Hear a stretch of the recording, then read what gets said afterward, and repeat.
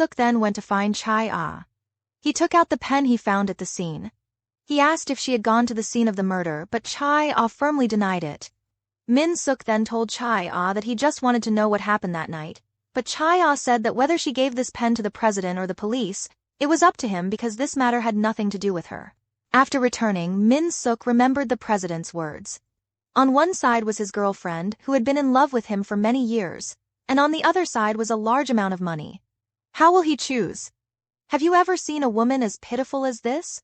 The younger sister, who was still at school age, unfortunately passed away, and the mother, who was hiding from creditors, didn't even show up at her daughter's funeral. Even more tragic is that she has no money to bury her younger sister. As for Min Suk's boyfriend, who had been with her for many years and witnessed everything, he decided to leave. Then he went to look for Chai-ah again. He told Chai-ah that he went to look at the surveillance cameras. Right after discovering the case, he saw that Chai-ah went into Soo-ho's room that night. He then took out a USB and said that the camera's original memory had been erased. This is the only video that still exists. Faced with that evidence, Chai-ah could not help but admit that she had been to the scene of the crime that night. Furthermore, she also hit Ji-eun on the head at this time. Min Suk was completely clear that Ji-eun was indirectly killed by Chai-ah. He helplessly asked Min Suk what to do. Min Suk tells her that he will handle everything. Moreover, he also gave that only video to her not long after he went looking for Ji-hyun, but he told Ji-hyun that her younger sister was at the hotel alone. No one was with Ji-eun in the police station when the police asked Soo-ho if there was anyone else there that night. Soo-ho remembered that he had called Chai-ah and called her to his house to tell her he wouldn't marry her, but he lied to the police and said he didn't remember anything. He then went to find Chai-ah and asked her if she would come to his house that night after receiving the phone call. Chai-ah pretends to calmly tell Soo-ho that she didn't go there, and she lied that she was with another man at that time.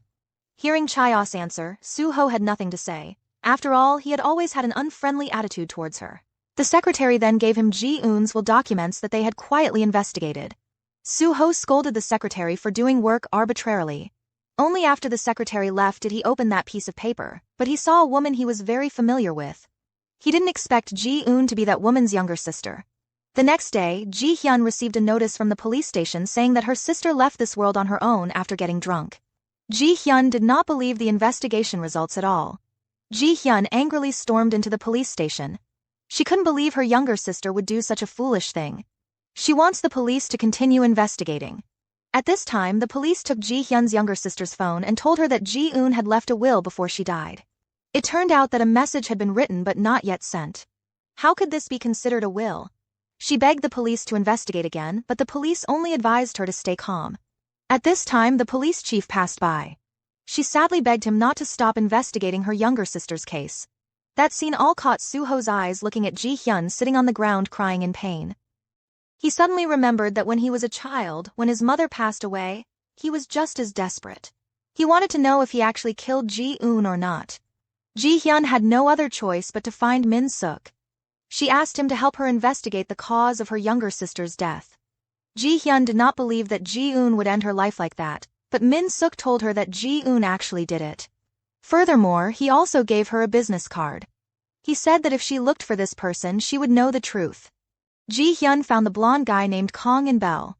According to the address on the business card, this person told her that her younger sister had been working as a prostitute at his place for several years. Every time her family needs money, she comes here. Moreover, he also said that Ji-eun often said that because of family pressure she wanted to live more comfortably. Ji-hyun sadly returned to her younger sister's funeral. The funeral home staff told her that a man had come here to pay for the funeral. Ji-hyun quickly chased after she thought it was Min Suk's boyfriend, but she couldn't see him anywhere. But right now Soo-ho is hiding in a corner looking at that poor girl. The person who paid for her younger sister's burial was him. Ji-hyun took out the phone to call Min Suk again, but Min Suk intentionally did not pick up. Ji-hyun did not know that at this moment he was giving the check with the written amount to the president. Seeing the number on the plaque, the president was very surprised because Min Suk wrote it as billion-won on the other side. Although, under his father's arrangement, Ji-eun's death was considered to be her own departure from this world, Soo-ho still could not know whether he really killed someone or not. He still silently observed every move of Ji-hyun. Every time he sees Ji-hyun crying in pain, the feeling of guilt in his heart will become stronger and stronger. Soo-ho knew he didn't have much time left. Perhaps because of the honesty hidden deep within him, he felt he had to investigate this matter clearly, so he went looking for professionals. He said he wanted to restore the entire deleted memory of the surveillance camera. The footage was restored but nothing was discovered, but he didn't know that this was actually Min Suk's arrangement. Min Suk even pretended to say he would introduce an expert to Soo-ho to help restore that camera footage. This expert has been bribed for a long time, including the blonde guy. Kong and Bell that Ji-hyun went looking for last time was also arranged by Min Suk. Even the fake will on Ji-eun's cell phone that the police held was created by Min Suk at this time. The only video he copied was thrown into the sea by Chae-ah. Ji-hyun did not believe that Ji-eun would leave this world on her own. After a moment of hesitation, she decided to do an autopsy, but as soon as she hung up the police phone, Min Suk received the news, but he was not afraid at all that the younger sister's body was taken away by the police. Ji-eun sat miserable in the rain. She did not know that the person behind manipulating everything was her boyfriend. Min Suk of years Ji-hyun witnessed with her own eyes the forensic autopsy of her younger sister's body.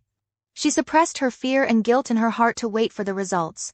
Finally, there were autopsy results, but the forensic conclusions made Ji-hyun unable to accept the autopsy results, which showed that Ji-eun's head was damaged and she died from being drunk and drowning in the water. Obviously, this is the result that Min Suk controlled. Although Ji-hyun couldn't believe the result, she had to reluctantly accept the truth after cremating her younger sister's body.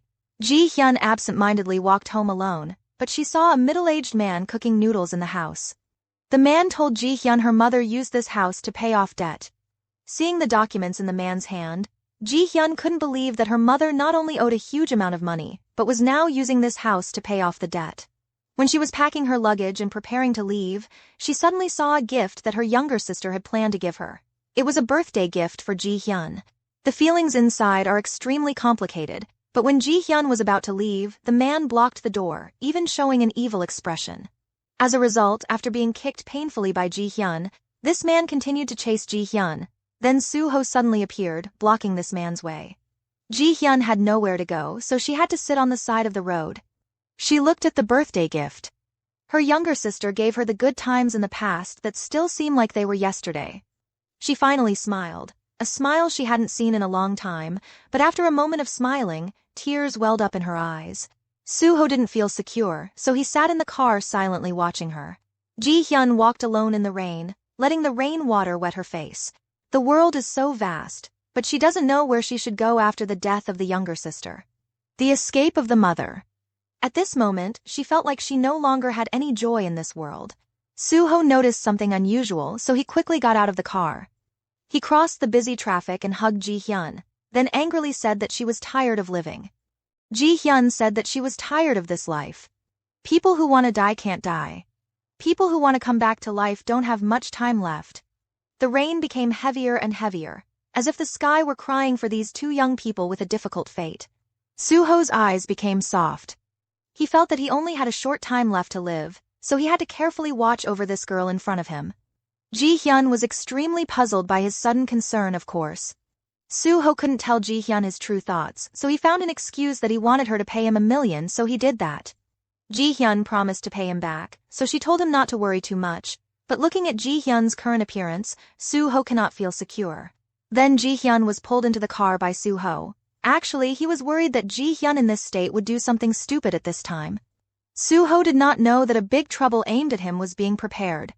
This man is the eldest son Soo-kol of the Cha family of tycoons, and is also the brother who won inheritance rights with Soo-ho. When he learned that Soo-ho likely killed Ji-eun, he summoned many media to prepare to reveal this news. Such Cole is determined to push his half-brother into the mud. At this moment Min Suk stopped him, hoping he would think again about what to say in front of the reporters, because Min Suk knows the truth of the incident. If this story is revealed to the media, it will be disadvantageous for him. After hearing that Chaya was also coming here, she said the story that Such Cole had borrowed someone else's identity to secretly buy shares in the company to threaten him, but Soo-chul is indifferent to her threat. Then he even provoked Cha. After hearing this news, Soo-ho told Ji-hyun to sit in the car, and he appeared at the press conference scene. The two brothers met, and the atmosphere suddenly became tense. Soo-ho asked what his older brother wanted to do. Such-chul didn't bother to hide it, but said frankly he wanted Soo-ho to transfer % of Soo-ho's nominal shares to him. If Soo-ho agrees, he will hide Soo-ho's secret forever. Everyone looked nervously at Soo-ho. Soo-ho laughed and told Such-chul, "You just reveal everything for a person who is about to die. What else is there to fear?" After that, he stood on stage and intended to tell the truth to reporters, but at this moment Ji-hyun walked into the hall. Soo-ho, who was confident and fearless, immediately became timid. Min-suk, who was in the hall, also noticed Ji-hyun. Soo-ho looked at Ji-hyun, and looking at him, he remembered Ji-hyun's painful cry. Along with that helpless and desperate expression, the words that reached his mouth were immediately swallowed back. In the end, he still didn't have the courage to tell the truth. His actions angered his older brother. Soo, regardless of the many reporters at the scene, rushed forward and pulled Soo-ho off the stage and pushed him to the ground. The reporters at the scene raised their cameras. Everyone wanted to take pictures of the two rich brothers fighting Ji-hyun and Chae-ah, but Min-suk, Ji-hyun's boyfriend, chose to stay by Chae-ah's side to protect her at the same time. Soo-ho walked out of the hall under intense questioning by reporters. This part ends here. For knowing what happened next, please like, share, and subscribe to my channel.